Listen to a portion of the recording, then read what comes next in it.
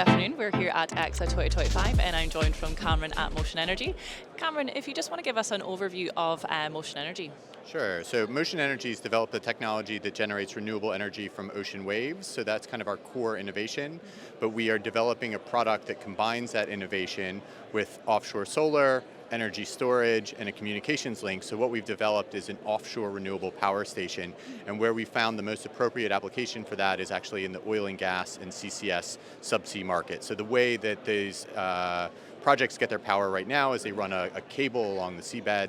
That cable is very expensive. It's sort of like a traditional grid model, running cables everywhere to get power, but we're distributed renewable energy. So we put a renewable energy where it's needed, which lowers costs and lowers the carbon footprint. Amazing.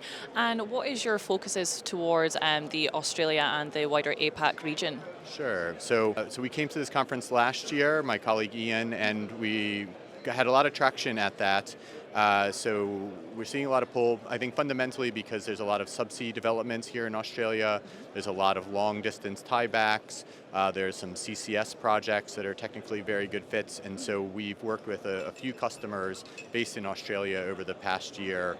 So we're coming back, having some meetings with those customers, pushing those projects forward, and just building our network here towards hopefully opening a base here in Australia in the next 6 months to a year. Amazing. Oh, that's absolutely fantastic to hear. And obviously you coming back to EXA 2025, what are you hoping to gain while being here for the week? So we have some important customer meetings, and we're hoping to move some of those projects onto the next stages, which would give us the confidence to set up that base here in Australia. Fantastic.